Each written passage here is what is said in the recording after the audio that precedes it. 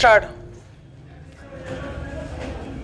माननीय सदन के सामने यह विनियोग विधेयक क्रमांक 3 आया है और इसमें यह व्यवस्था दी गई है कि भारतवर्ष की संचित पूंजी में से 1 अरब और 60 करोड़ रुपए से अधिक धन निकाला जाए और उनको भारतवर्ष की उन सेवाओं पर खर्च किया जाए जो अनुसूची में अंकित हैं।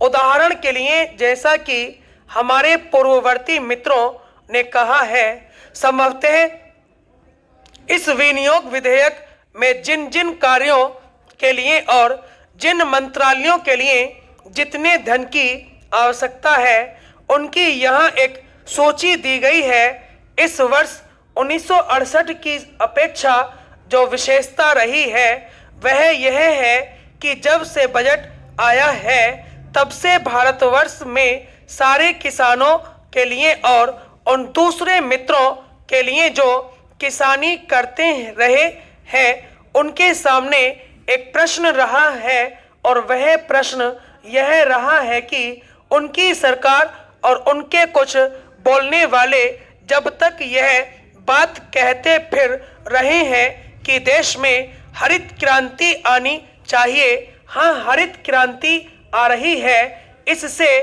पूर्व भी कांग्रेस पक्ष की ओर से समय समय पर इसी प्रकार के नारे दिए गए। कभी यह भी कहा गया कि आराम हराम है, कभी यह कहा गया कि जय जवान जय किसान और अब तीसरा नारा हरित क्रांति का आया है। हम समझते हैं कि इस नारे में कोई दम नहीं है। इस नारे में इसलिए कोई दम नहीं है क्योंकि यह नारा देखने में बहुत आकर्षक, बहुत सुंदर है, लेकिन इसके पीछे तथ्य बिल्कुल नहीं है। किसानों के ऊपर टैक्स लगाने की मंत्रिमंडल के द्वारा और कांग्रेस के अन्य मित्रों के द्वारा जो बात कही गई है वे मित्र कभी खेती करते नहीं हैं और न खेती के बारे में जानकारी ही रखते हैं। आदरणीय भारतवर्ष में खेती का जो सबसे बड़ा प्रश्न चल रहा है वे 2 बातों के ऊपर आधारित है और यह कृषि की समस्या न होकर खाद्य की समस्या भी है।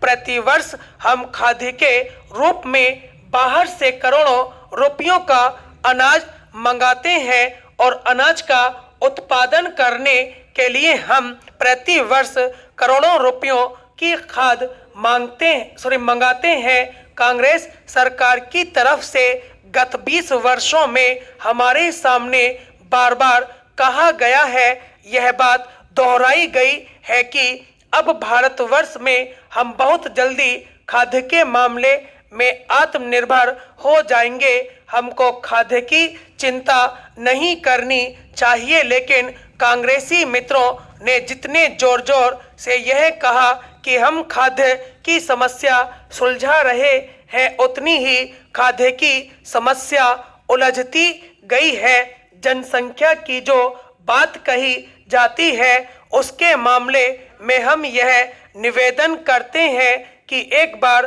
परिवार नियोजन के बारे में और जनसंख्या के बारे में जब सारे संसार में चर्चा चल रही थी तो हमारे योग्य मित्र श्री शीलभद्र याजी को याद रखना चाहिए कि उस समय रूस के पत्र प्रावदा ने आलोचना करते हुए क्या लिखा था। उसने लिखा था कि हमारे सामने यह समस्या नहीं है कि भारत में कितने आदमी बढ़ते चले जा रहे हैं, बल्कि हमारी समस्या है कि इनको क्या खिलाएंगे।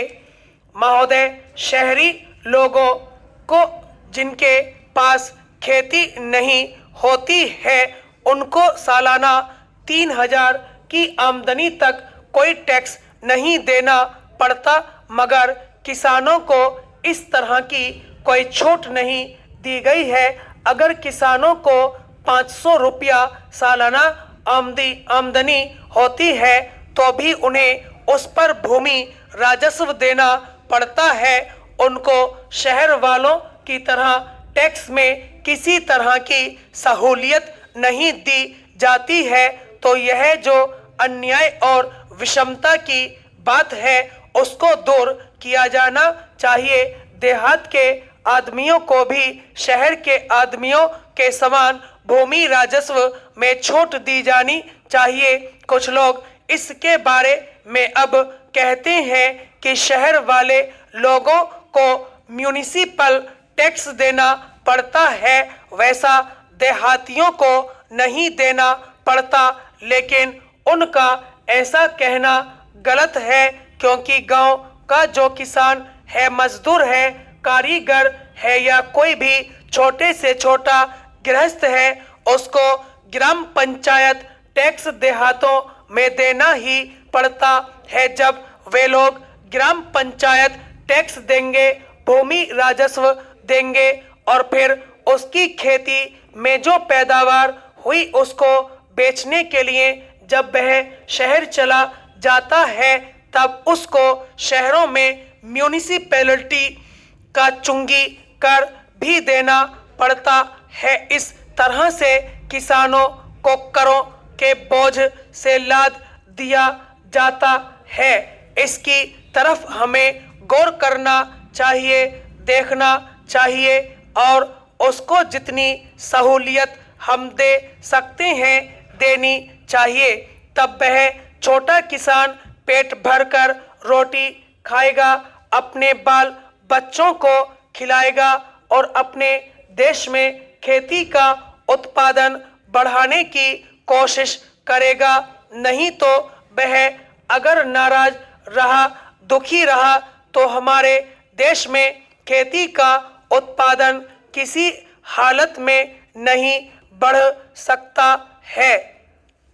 हम देखते हैं और यह हर एक को मालूम भी है कि हमारे शहरों में दिन पर दिन सीमेंट और कंक्रीट की सड़क बन रही है, डामर के रास्ते बन रहे हैं, शहर की आबादी बढ़ रही है। लेकिन देहातों में या गांवों में जाइए तो आप यही देखेंगे कि हमारे बाबा दादा के समय में जो मकान हमारे कच्चे थे, फूस के थे, वे आज भी वैसे के वैसे हैं। हमारे गांवों में आज भी न बिजली है, न डामर तथा सीमेंट की सड़क है। इस तरह की दयनीय अवस्था आज भी देहातों की है। इस दुर्दशा का मुख्य कारण उसकी दरिद्रता है, खास कर जो छोटे किसान देहात में रहते हैं उन्हीं की संख्या ज़्यादा है। वहाँ पर जो छोटे छोटे किसान या भूमिहीन मजदूर हैं उनकी हालत बुरी है। उपसभाध्यक्ष महोदय श्री भूपेश गुप्त ने बहुत बुद्धिमानी से अपनी आंतरिक बातों को घुमा फिराकर ऐसे रूप में उपस्थित किया है कि उसको हमें समझने में थोड़ी कठिनाई जरूर आती है, परंतु मैं यह नहीं समझ सका जैसा कि इस विधेयक में कहा गया है प्रत्येक संसद सदस्य को अपनी मातृभाषा में बोलने का अधिकार है। सिर्फ इतना ही है कि इस बारे में स्पीकर को पहले से इत्तला देनी होती है कि मैं बोलूँगा। अध्यक्ष महोदय, गांधी जी ने सभी राजनीतिक कैदियों को सलाह दी थी कि उन्हें आदर्श कैदी के रूप में व्यवहार करना चाहिए, परंतु लेखक के विचार में वे स्वयं भी आदर्श कैदी नहीं थे। इस शताब्दी के पहले 2 दशकों में भारत की जेल हमारी संकल्पनाओं के नर्क से काफी मिलती जुलती थी। स्टॉप।